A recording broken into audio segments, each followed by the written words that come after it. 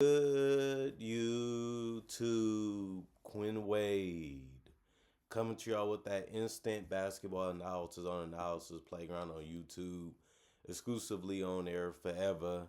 We're gonna talk about them Celtics won by 11, 109 to 98 against the Cleveland Cavaliers. Celtics wins the season series 3-0 since they only play the Cavaliers 3 times each season, and this was the third time they played, and we was able to beat them with and without Tatum. Um, Cavaliers go to 39 and 25 and 12, 21 and 12 at home. They was at home in this game. And the Celtics go to 43 and 21 and 22 and 11 on the road. Celtics won the first quarter 35 to 26. Everything looked good at that point. Then they also won the second quarter 21 to 10. They lost the third quarter 33 to 30 and the fourth quarter 29 to 23 to the Cavaliers. But since they was up by so much going into those quarters, they were still able to win by double figures anyway, even though they got outplayed in the later quarters. Jason Tatum, he looked decent again. He played 27 minutes, was able to drive to the basket, was able to hit some mid ranges, was able to hit some threes, and get to the free throw line. He finished with career high this season, 20 points. Went for 16. Now he went for 20. He's going in the right direction. He went 6 of 16 from the field, 2 of 9 from 3, 6 of 7 from the free throw line. He had 3 rebounds, 2 assists, 1 turnover, 1 offensive rebound, 1 personal foul, and he finished as a -3 in plus minus. You just want to continue to see him take shots he's comfortable with. You want to continue to see him trust that leg. You want to see him continue to not favor it and just try to go out there and have as much fun as he can while still playing within the system and getting his own shots. He looks like he isn't scared or afraid of anything right now, and he looks like he can score and do what he wants. And it just comes with playing more games and just getting more confidence in that body and confidence in scoring. And it looked like he had more in this game than the other one, and that's a positive sign. Sam Hauser was launching threes, 24 minutes, 15 points. He only went 5 of 10 from the field because it was all threes that he took. But since he made half of them, you're not going to complain about that. He had 4 rebounds, 1 turnover, 1 offensive rebound, no personal foul, and a plus 11 and plus minus. Every time it seemed like Cleveland was trying to make a run, Sam Hauser always had a 3. Neemias Queta, 26 minutes, 4 points. He went 2 of 7 from the field. He didn't finish as well as you would like in this game, but he still got 11 rebounds, and that's also what he's out there to do. He had 1 assist, no turnover, 4 personal foul, and was a plus 13 and plus minus. Derek White, 36 minutes, 6 points. He went 2 of 9 from the field, 0 of 3 from the 3-point line, and 2 of 2 from the free throw line. He was shooting a lot of pull-ups and a lot of quick moves. Didn't really work out for him efficiency wise, and this was as he missed majority of his shots. Even from 3, he missed all of them. So that sucks, but luckily we still was able to get other guys to step up off the bench and his place to still help us get this win. He also has 7 rebounds and 5 assists. He's becoming a really, really good passer, a really quick passer, and that has helped his teammates get good looks, and they've been confident enough to knock him down most of the time when they get him. 1 rebound, 2 offensive board, -6 and plus minus for him. Jaylen Brown, 38 minutes. That ended up being the most on the team. He ended up getting 23 points. He took 17 shots. He went 7 of 17 from the field, 1 of 3 from the 3-point line, 8 of 9 from the free throw line. He said, slow it down and let me get my shots up. Let me try to score the way I want to. It ended up being a good night for him because he also had 8 assists, even though he wasn't as efficient as you would like. And he did also have 4 turnovers and 5 personal fouls. He still had a really, really big impact on this game and was one of the big reasons why the Celtics was able to win. He also had 9 boards and 3 offensive rebounds out of that. It was a plus 17 and plus minus. Luka Garza was able to finish around the basket and make a 3. He finished 2 of 4, though, from the field for 7 points. He had 1 rebound, 1 assist, and 2 turnovers, and 3 personal fouls, and 1 offensive rebound. It was a -4 and plus minus. Peyton Pritchard, 35 minutes. That was the most off the bench. He had 18 points, 7 to 12 from the field, 2 of 6 from 3, 2 of 2 from the free throw line, 3 rebounds, 7 assists. 7 assists was the most off the bench, and he was going to work in that fourth quarter with the mid ranges and the threes to help the Celtics stay ahead to be able to close out the game and win. 2 turnovers, 1 steal, 1 offensive rebound, 2 personal fouls. It was a plus 18 and plus minus. Baylor Shireman was that hidden guy that stepped up. 26 minutes, he had 16. We needed all the points that he gave us, and also those 10 rebounds that helped a lot too. He went 6 of 8 from the field and 4 of 6 from three. Three is the toughest shot to give up, but he kept getting the good looks and he kept taking them, and it really hurt the Cavaliers in this one. It hurt it just as bad as the Sam Hauser ones. But other than that, he still was able to score even at the 2 point line.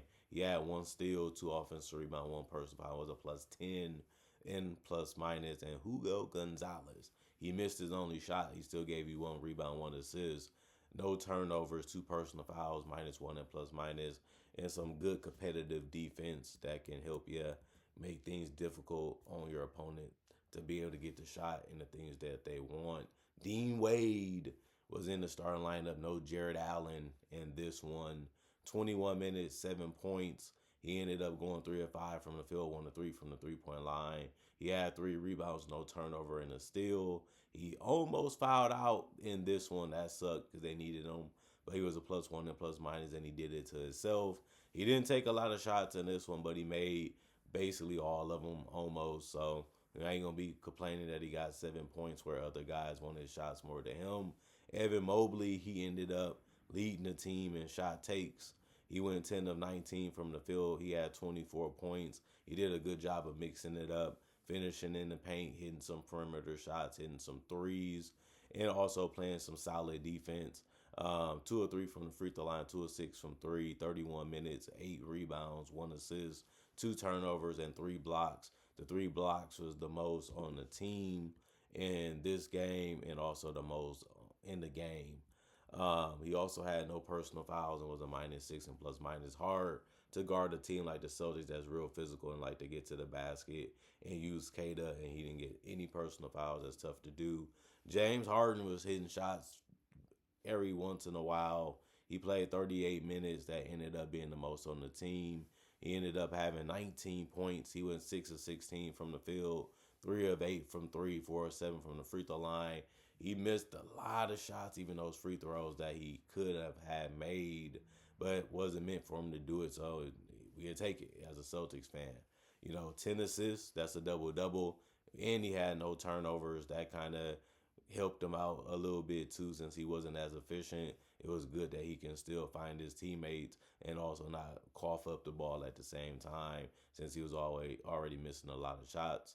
4 rebounds, 1 offensive board, no personal foul, and a minus 12 and plus minus. Donovan Mitchell, 33 minutes for him, 30 points. He went 9 of 18 from the field, 3 of 9 from 3, 9 of 11 from the free throw line. He's one of the toughest covers in the game. He's so explosive. He can pull up at any second. He can shoot the 3 out of nowhere, and he can get to the rim whenever he wants to, and that forces them to collapse or foul him because you don't want him making a layup or a shot close to the rim like a floater, and that's why he's a tough cover. 7 rebounds, 5 assists, no turnovers, 1 steal, 2 blocks, 1 personal foul, and a plus 8 and plus minus. Sam Merrill, 29 minutes, 5 points, 2 of 9 from the field, 1 of 7 from 3. Missed the shots that he takes the most, and if he does that, you're going to have a hard time winning that game. And they didn't win this one at the end of the day because they needed those threes to fall. And that's why they had him out there. He just couldn't make them in this one. He did make some good passes, though, in this one, showing you that he found his team as getting better shots than he did. And that makes sense to get rid of the ball to him. 5 rebounds, 1 steal, 1 offensive rebound, 5 personal fouls, and a minus 1 and plus minus. Thomas Bryant, 14 minutes, 3 points. He made his only 3. He made 1 3, and he missed the rest. He went 1 of 4 from 3, 1 of 6 from the field. He had a lot of good looks. He just couldn't make any of them, even from 2. He had 2 rebounds, 1 turnover, 1 personal foul, and a minus 8 and plus minus. Dennis Schroeder kept getting to the basket, but he only went 1 of 4 from the field, and he finished with a miss from 3 for 2 points in 20 minutes. He had 3 rebounds, 2 assists, and 2 turnovers, 1 personal foul, and was a 0 and plus minus. Jaylon Tyson played 25 minutes. That was the most off the bench. He took six threes. That was basically all of his shots. And he only made two of them, but he did finish three of eight from the field. He had six rebounds. That was the most off the bench with assists and a turnover. He had two offensive rebounds, two personal fouls. It was a minus 18 and plus minus. And Craig Porter Jr. played 4 minutes. That was the lowest off the bench. He did have one rebound, one turnover. That's all he did, but get no personal fouls and a -4 and plus minus. And then Keon Ellis, he's a two-way player. He shows it again with one steal, one block, and three rebounds. Two of them was defensive, one of them was offensive. And then he missed his only shot, which was a three. Then he finished as a -15 and plus minus. The Cavaliers shot 41% from the field. The Celtics shot 44. Cavaliers shot 45 threes and only made 29% of them, while the Celtics shot 38, made 39% of them. 21 free throws for the Cavaliers, they made 71% of them. And then 91 for the Celtics, they made that, and that was good to see. 49 rebounds for the Celtics, 42 for the Cavaliers, 23 assists for the Cavaliers, 25 for the Celtics, 7 turnovers for the Cavaliers, 10 for the Celtics, 4 steals for the Cavaliers, 2 for the Celtics, 6 blocks for the Cavaliers, none for the Celtics, 10 offensive rebounds for both teams. But the Cavaliers had 32 defensive and the Celtics had 39. 19 personal fouls for the Cavaliers, 20 for the Celtics. Once the Celtics got ahead, it just was too difficult and too hard for the Cavaliers to get back in the game. Even when they was making their shots, even when they was making a run, everybody just kept knocking down shots. Even if it was a layup, even if it was a mid-range, even if it was a three. The Cavaliers just couldn't hold or guard the Celtics at all in this game. And the game slowed down. The Celtics still had to work hard for their shots. They still was making them.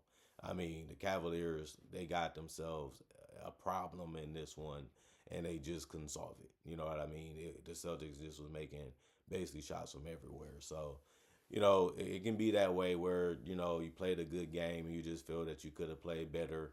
And even if you did, the Celtics probably still win because they probably win by, 4 or 5. That's still a win. So some shots just went in. Some shots, we prefer them to take. But if they're making them, there's nothing you can do but try to guard better. Even that wasn't enough in this one. Legally, defense, I'm saying, not fouling and stuff like that. And even then, they did foul a lot, and the Celtics was making a free throw. So I don't really know what to tell you to be positive about the Cavaliers besides just hope Jared Allen and the guys are healthy next time if they play in the postseason, and that may be a bigger difference. But I feel like Tatum might be better if he's healthy, and the Celtics still probably have a little bit more of a higher level offensively that they can get to compared to the Cavs, like they showed a little bit in this game, especially in those later quarters when the Cavaliers was playing a little bit better offensively than the Celtics. Celtics still made enough to still beat them. Comment, like, subscribe, share, hit that notification bell to get that analysis when it first come out. Y'all stay blessed up. Y'all stay good. Peace. And I'll see y'all later today with more analysis.